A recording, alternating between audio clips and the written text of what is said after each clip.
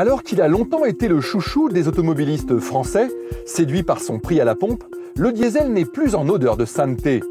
Doit-on pour autant lui tourner définitivement le dos? La réponse en 5 questions posées à notre expert.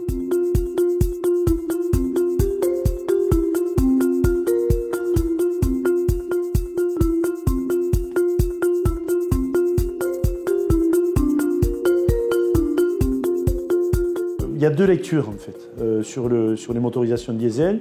Une lecture technique. Aujourd'hui, un moteur diesel émet moins de CO2 qu'un moteur essence.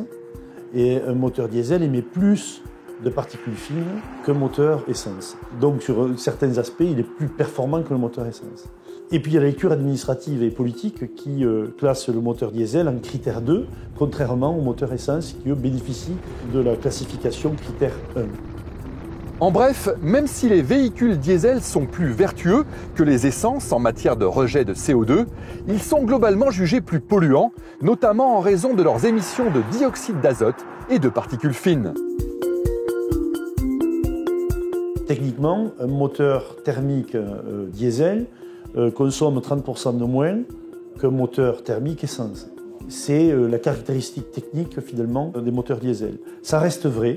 Il y a un alignement aujourd'hui du prix du diesel, enfin, en tout cas du litre de gasoil par rapport au litre de super sans plomb. Mais l'avantage technologique reste à l'avantage du diesel. Le prix du carburant avec cet alignement le diminue, en tout cas le réduit. À puissance équivalente, vous économisez donc en moyenne 2 litres de carburant aux 100 km. Au prix actuel des carburants, cela représente une économie de près de 4 € par 100 km pour le diesel. Ajoutons quand même que le carburant gazole étant plus cher à fabriquer et prochainement tout aussi taxé par l'État que le sans-plomb, il pourrait rapidement devenir plus cher que l'essence à la pompe. Tous les véhicules postérieurs à 2005, donc appelés critères 3, 2, pas 1, comme je l'expliquais tout à l'heure, le diesel n'est pas critère 1, en tout cas n'est pas validé comme critère 1 par les pouvoirs publics.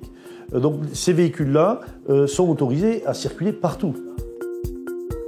A contrario, les véhicules particuliers critères 4 et critères 5, déjà interdits dans l'agglomération parisienne, seront interdits de circuler dans toutes les zones à faible émission d'ici 2024.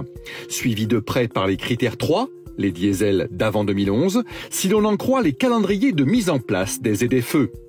L'interdiction de circulation des critères 2, c'est-à-dire de tous les véhicules diesel sans exception, n'est pas planifiée ailleurs qu'à Paris, mais il faut l'avoir en tête. Les véhicules diesel postérieurs à la date de mise en circulation 2005, donc qui ne seraient pas frappés par une interdiction de circuler dans certaines zones de faible émission, ceux-là sont revendables sans contrainte. Donc on n'observe pas actuellement un frein sur le marché du véhicule d'occasion en motorisation diesel. Un véhicule diesel ne s'achète pas plus cher qu'un véhicule essence, alors que ce fut le cas, mais ils se revendent aux conditions équivalentes à un moteur thermique essence. Sur le marché du neuf, en revanche, la décrue est spectaculaire. Le mois dernier, la part de marché du diesel auprès des particuliers est tombée à 13%, autant que celle des voitures électriques. Qui l'eût cru? Les clients qui ont intérêt à rouler avec des moteurs thermiques diesel sont les clients qui consomment du kilomètre, on dit dans le jargon, donc des gros rouleurs. Plus exactement, quand on fait plus de 30 000 km par an, peut garder dans la shopping list le moteur diesel qui reste un choix tout à fait pertinent. Pertinent pour les 24 prochains mois, mais dont il faudra sans doute se débarrasser à terme, à moins d'un improbable changement de législation d'ici là.